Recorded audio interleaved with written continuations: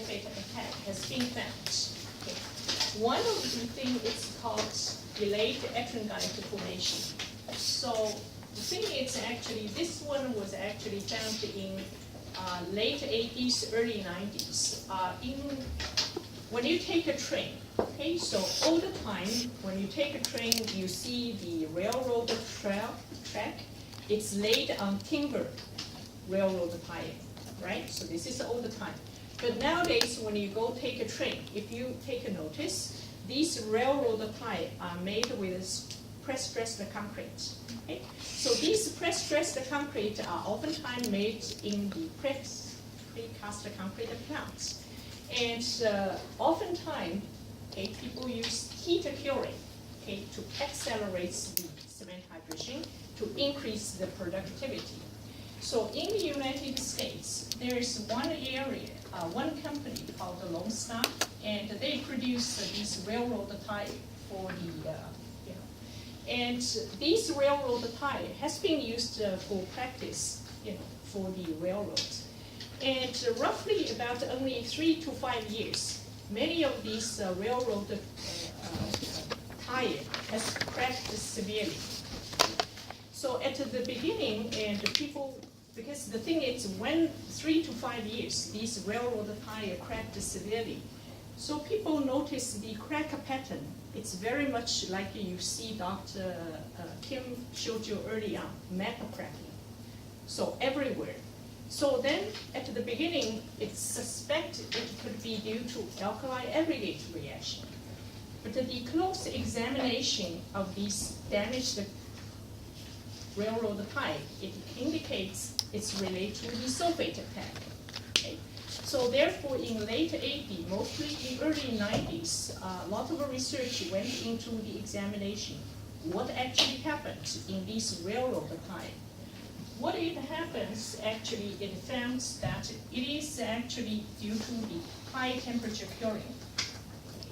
So basically, when you have concrete cured at a high temperature, so basically you have these ettringites formed in the cement hydration. At high temperature, it's not stable. Okay? So the thing is that the ettringite at high temperature, if it's not stable, and it will decompose. And when the ettringite decomposes, the sulfate and aluminate will be absorbed by calcium silicate hydrates. So which means that these sulfate and aluminate decomposed from ettringite at high temperature are absorbed in the calcium silicate hydrates. Okay? So this is during the heat curing at an early stage. So later on, during the service life, these sulfate and aluminate from the calcium silicate hydrates will be dissolved. And once it's dissolved, it will reform ettringite. So these ettringite will be all around inside the concrete. And if you have water available, so these ettringite can absorb water and cause expansion. As a result, due to the expansion, and if this internal stress generated due to the expansion of ettringite exceeded the strength, you have cracking. Okay? So basically, when we talk about this type of sulfate attack, it oftentimes occurs when you have a high curing temperature. And in terms of the sulfate, we talked about at the very beginning of the class. In cement, we have gypsum, right? So gypsum is used for regulate the setting time. So in some other cases, you also have gypsum contaminated aggregates. So therefore, these inside the concrete, you have a source of gypsum, right? So from cement, and possibly in some situation from the aggregates. So due to the high temperature, due to all these processes I talked about, and it will cause cracking. So one thing it has been observed in many of these structural elements produced in precast concrete plants and cured at high temperature, people notice this type of a thing. It's also like a metal cracking everywhere. what also has been found is that not only those concrete specimens are cured at high temperature, the other situation is that if you have mass structures, for example, we have a large foundation, or if in some situation, large bridge girders, when you have a high volume of concrete, we talk about when cement hydrates generate heat, right? So concrete is a non-conductive material. So if you have a high volume, so if the concrete, the temperature, the heat due to cement hydration cannot be dissipated quickly, the temperature inside the concrete will be increased. Due to the high temperature inside the concrete, so even the concrete is not cured at high temperature in precast concrete plants, this type of delayed ettringite formation type of sulfate attack can also occur. So one of the paper published is talked about a delayed ettringite formation in mass concrete structures in Malaysia. So the article is in IBLE. So later on, when you go home, take a read, look at this article.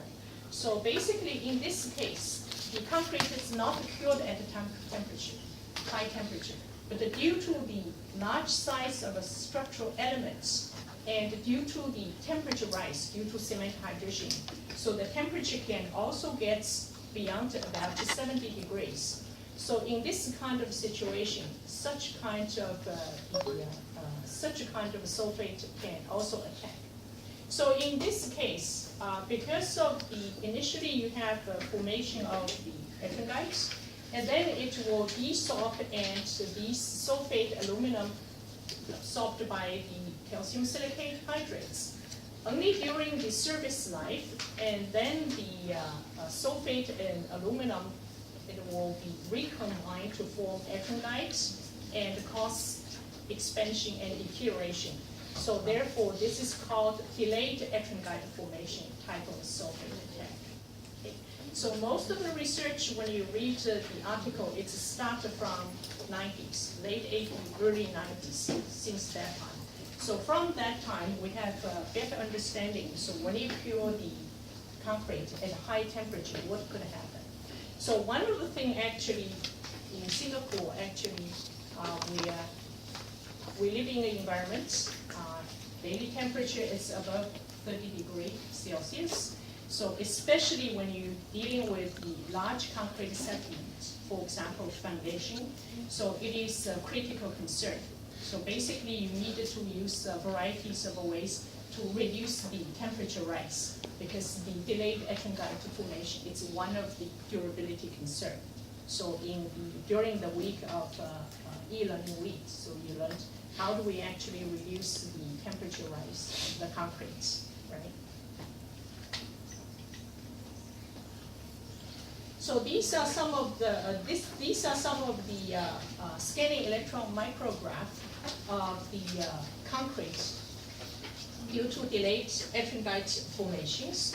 So basically, what you see, these ettringite reforms during the service life, so they will typically form around the aggregates. Okay, so you see these microcrystalline ettringites, right, around the aggregates. So eventually, if more water absorbs, it causes expansion.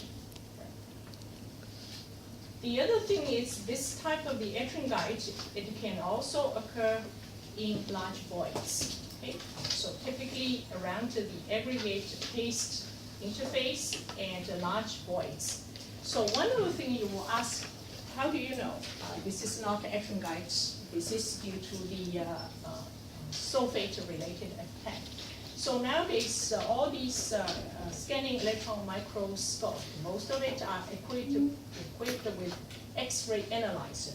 So by using X-ray analyzer, we can determine the chemical composition of these products. So from this, so you can determine whether the gel, oftentimes, whether it's related to alkali silica reaction, or it is due to, like in this case, delayed ettringite formation. let's take a break. Please come back at 7:30.